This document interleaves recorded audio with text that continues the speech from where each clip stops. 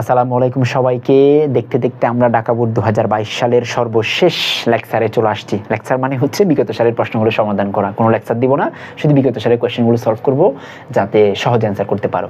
আর প্রথম প্রশ্ন, জাতীয় আয় কি? এটা কিন্তু আমরা জানি। জাতীয় আয় মানে হচ্ছে ন্যাশনাল ইনকাম। একটি নির্দিষ্ট সময়ে, সাধারণত এক বছরে, একটি দেশের অভ্যন্তরে, একটি দেশের ভিতরে আর কি, যে পরিমাণ চূড়ান্ত দ্রব্য বা সেবা সামগ্রী উৎপন্ন হয় তাকে বলা হচ্ছে জাতীয় আয়। এগুলো তুমি আরো সহজ ভাষায় পাবা। আমার লেখা দুটো বই আছে, প্রথম পত্র, দ্বিতীয় পত্র। সেই বইগুলো যদি একটু তোমার সংগ্রহে থাকে তাহলে আরো কাজটা সহজ হবে। আচ্ছা, জাতীয় আয় গণনায় চূড়ান্ত দ্রব্য অন্তর্ভুক্ত। হ্যাঁ, জাতীয় আয় গণনার ক্ষেত্রে প্রাথমিক দ্রব্য কখনোই গণনা করে না, সবসময় চূড়ান্ত দ্রব্য গণনা করে, কারণ চূড়ান্ত দ্রব্যের উপর ভিত্তি করে জাতীয় আয় রচিত হয়। ভারসাম্যের জাতীয় আয় উদ্দীপকের আলোকে নির্ণয় করো। মানে ভারসাম্যের জাতীয় আয় কি করতে বলছে? উদ্দীপকের আলোকে নির্ণয় করতে বলছে। ভারসাম্যের কিসের আয়? এটা হচ্ছে ভারসাম্যের জাতীয় আয়। এখান থেকে আমাকে ভারসাম্যের জাতীয় আয় নির্ণয় করতে বলছে, এটা পারবা, এটা একেবারে সিম্পল কাজ। ভারসাম্যের জাতীয় আয়, এখানে আমার সি এর মান দেওয়া আছে, আই এর মান দেওয়া আছে, জি এর মান দেওয়া আছে। তাহলে প্রথমে তুমি কাকে ভারসাম্যের জাতীয় আয় কাকে বলে ডেফিনেশন দিবা, এরপর লিখবা ভারসাম্যের শর্ত অনুসারে। এরপর লিখবা কি? ভারসাম্যের শর্ত অনুসারে। ভারসাম্যের শর্ত অনুসারে। ভারসাম্যের শর্ত অনুসারে। তো ভারসাম্যের শর্ত আমরা কি জানি? আমরা জানি হচ্ছে ভারসাম্যের শর্ত তোমার হচ্ছে ওয়াই সমান, অথবা আমরা এভাবে দিতে পারি এ এস সমান এডি। এটা দিলে হবে এ এস সমান এডি। এখন এ এস সমান আমরা কি জানি? এ এস সমান হচ্ছে ওয়াই, আর এডি সমান কি? এখানে যে মানগুলো দেওয়া আছে সি প্লাস আই প্লাস জি, তাহলে যার মান দেওয়া আছে তার মান দেখি বসাই দাও তো। যার আগে যে করতে পারলে আমাকে উত্তরটা কমেন্ট করে বলো। দেখি কমেন্ট করে বলো তো। সি এর মান দেওয়া আছে 50 প্লাস 0.25 ওয়াই, জিরোটা দিতে হয় না। আই এর মান দেওয়া আছে 50, জি এর মান দেওয়া আছে 50। এখন এখান থেকে এখন আমরা দেখো এই পাশে একটা ওয়াই আছে, ওই পাশে আরেকটা ওয়াই আছে, ডান পাশে এটাকে নিয়ে আসে এই পাশে 0.5 ওয়াই, মানে মাইনাস হয়ে যাবে আর কি। আর সবগুলো যোগ করলে কত হয়? বাকিগুলো যোগ করলে হচ্ছে 150। বাকিগুলো যোগ করলে কত হয়? 150। এখন এখানে একটু মাথায় রাখবা, ওয়াইটা কেন কমন নাও আমরা, 1 থেকে 0.25 চলে যাবে। দেখো মানে এখান থেকে দুইটার মধ্যে ওয়াই আসে না, একটা ওয়াই কমন নাও। একটা ওয়াই কমন নিলে ওয়াই থেকে ওয়াই চলে আসলে আর কিছু নাই, তাহলে 1 থাকবে। আর এখানে 5 না, এটা 2 পয়েন্ট হবে কত? এটা 2.5, এটা হচ্ছে 2 হবে একটা 2.5, আর এটা হচ্ছে মাইনাস কত? 50। এখন এখান থেকে ওয়াই সমান হচ্ছে কত? 0.75, আর এটা হচ্ছে 150। তাহলে পারবা না? এখন পারবা কেমনে? দেখো ওয়াই সমান হচ্ছে কত? এই তোমার হচ্ছে 0.75, আর এখানে হচ্ছে 150। ভাগ করলে যেটা আসবে সেটা হচ্ছে উত্তর। ভাগ করলে যেটা আসবে সেটা কি? উত্তর। একদম সিম্পল, টাস করে ফেলতে পারবা। এখানে ভারসাম্যের জাতীয় আয়। আমার হাতে ক্যালকুলেটর নাই, উত্তর করতে পারছি না, তুমি একটু কষ্ট করে ক্যালকুলেটর করে বের করো যে এটার উত্তর কত হবে। আচ্ছা, এরপরে বলা হচ্ছে ভারসাম্যে, পরের প্রশ্ন 4 নম্বর প্রশ্ন, সরকারি ব্যয় দ্বিগুণ হলে ভারসাম্যের উপর কি প্রভাব পড়বে? ভারসাম্য মানে এটা 50 না হয়ে এটা যদি 100 হয়, তো এটাও বাড়বে। কেমনে বাড়বে দেখো না। এটা কত দূরবা? এটা কত হয়? এটা একটু দেখো, এটার মানটা কত আসে? আমার কাছে ক্যালকুলেটর নাই, ওই জন্য এটার মানটা দেখো। এটার মানটা বলছে কত এখন? 100। আমি এতটুকুতে করে ফেলি, আমার আর কিছু লাগবে না।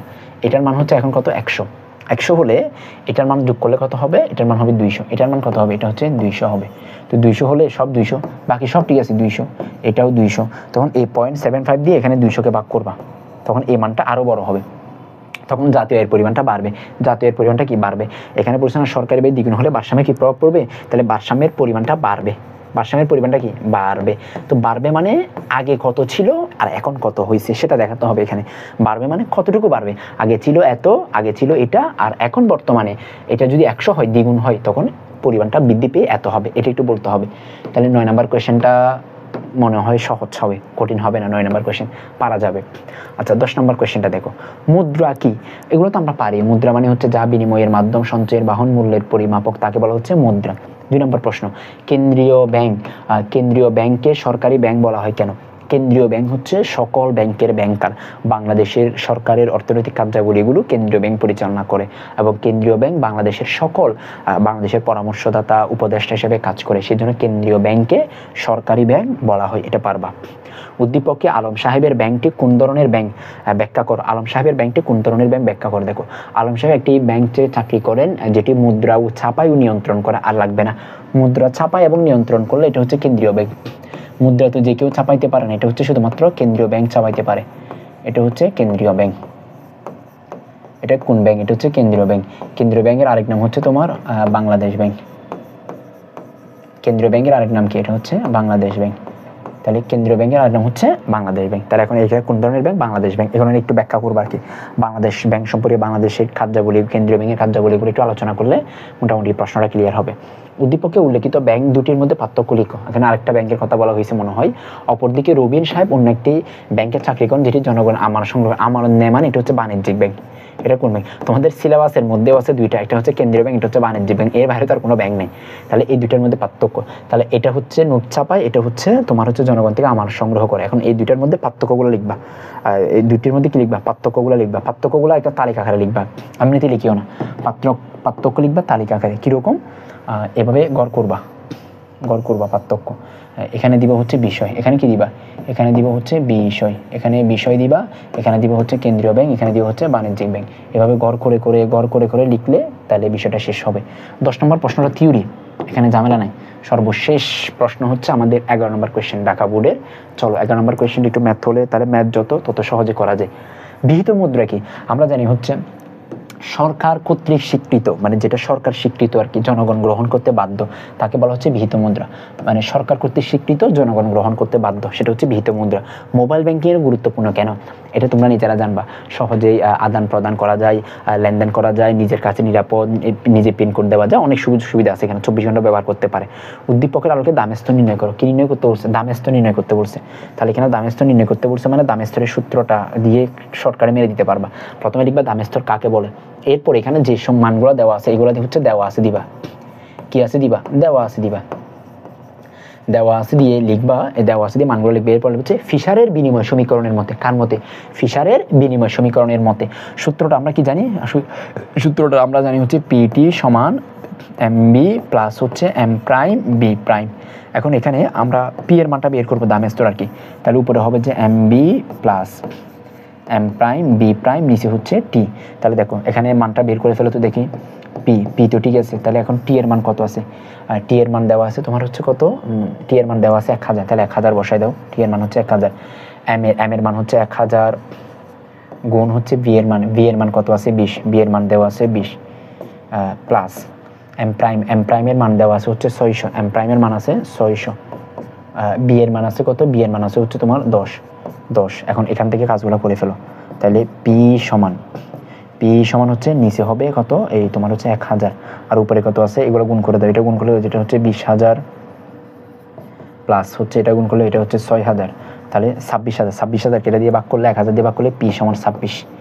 পি সমান কি 26? মুখে শেষ করলাম আর কি। এটা পারবা, এটা নিয়ে আশা করি জটিলতার মধ্যে পড়তে হবে না। আচ্ছা, উদ্দীপকে উল্লেখিত দেশটিতে লেনদেনের পরিমাণ কমে 800, ব্যাংক মুদ্রার পরিমাণ কমে 500 হলে দামেস্তের উপর কি হবে? ব্যাংক মুদ্রার পরিমাণটা কমে কত হবে? কমে 500 হলে, আগে ছিল 600 এখন বলতে 500, তাহলে কি প্রভাব পড়বে সেটা? তাহলে এটা তোমাকে একটু দেখাইতে হবে, প্রভাবটা দেখাইতে হবে। মানে এখানে হচ্ছে মানে পরিবর্তন হবে, এখানে হচ্ছে লেনদেনের পরিমাণ পরিবর্তন হবে, এই যে এরকম। তাহলে ওগুলো ঠিক আছে। প্রথমে এখানে বাকি সূত্রগুলো তো বসাবো আগের মতো। তাহলে এটা 1000, এটা ঠিক আছে, 1000 গুণ 20 এটাও ঠিক আছে। এই পরিবর্তন হচ্ছে এই জায়গায়, 600 জায়গায় বলছে এখন 500 হবে। 500 গুণ বাকিগুলো ঠিক আছে, কিন্তু বাকিগুলো ঠিক আছে। চলো না একটু দেখে আসি। এটা হচ্ছে কত বলছে? 800। এটা কত? লেনদেনের পরিমাণ হচ্ছে 800 হবে। চলো ঠিক আছে, 800 হলে 800। এখন একটু দেখি তো আমরা নিজেরা। দেখো এটা হচ্ছে 20,000, ওইটা 5000। 20,000, এটা হচ্ছে কত? 5000। তাহলে এটা হচ্ছে 800। তাহলে 800 হলে উপরে হবে তোমার 25,000। ভাগ করতে হবে কত দিয়ে? এই 800 দিয়ে। তো 800 দিয়ে ভাগ করলে 2টা শূন্য বাদ দিলে 250। তাহলে এগুলো মুখে করে ফেলি তো দেখি। 250কে 8 দিয়ে ভাগ করো দেখি। 8 দিয়ে ভাগ করলে 3 8 24। তাহলে 3 8 24 মানে 3। তাহলে এখানে 1 0, 8 দিয়ে ভাগ করলে হচ্ছে 1 31 হলে এটা হচ্ছে 8, এরপরে হচ্ছে 2 এর জন্য একটা দশমিক দাও, আর একটা শূন্য দাও। আর 3 8 24 মানে 8 আর 16 হবে যে 2। তাহলে 16, এরপর হচ্ছে কত? 4, আরেকটা শূন্য দিলে 40। 5 8 40, 5 8 কত হয়? 40। মানে মুখে করে ফেলছে আর কি, এগুলোর জন্য ক্যালকুলেটর লাগে না। দেখো 31 দশমিক তোমার হচ্ছে কত? 25। 31.25। দামের স্তর কত? 31.25। তাহলে আগে ছিল 26, এখন দামের স্তর বৃদ্ধি পাচ্ছে, দামের পরিমাণটা কি পাচ্ছে? বৃদ্ধি পাচ্ছে। তাহলে লেনদেনের পরিমাণ কমলে মুদ্রার পরিমাণও কমলে, লেনদেনের পরিমাণও কমেছে, মুদ্রার পরিমাণও কমেছে। অন্যদিকে দামের স্তরের পরিমাণটা কি পাচ্ছে? বৃদ্ধি পাচ্ছে। আগে ছিল 26, এখন বৃদ্ধি পেয়ে 31.25। এই প্রভাবটা তোমাকে দেখাতে হবে, আর এই প্রভাবটা দেখাতে পারলেই তুমি পরিপূর্ণ নাম্বার পাবা। অন্যথায় কিন্তু পরিপূর্ণ নাম্বার পাওয়াটা একেবারে সহজ না। সো আমি আশা করব এই পুরো অংশ জুড়ে যা আমরা আলোচনা করেছি প্রতিটা বিষয় তোমার সহজ মনে হয়েছে। আজকে আমরা ঢাকা বোর্ডের কোয়েশ্চেনগুলো শেষ করলাম, বাকিগুলো বোর্ডের কোয়েশ্চেন ইনশাআল্লাহ ধারাবাহিকভাবে আমরা তোমাদেরকে দিয়ে দিব। সো আজকে আমরা এতটুকুই রাখি। ধন্যবাদ সবাইকে, ভালো থেকো, সুস্থ থেকো, আমাদের ক্লাসগুলো শেয়ার করতে ভুলো না। আসসালামু আলাইকুম।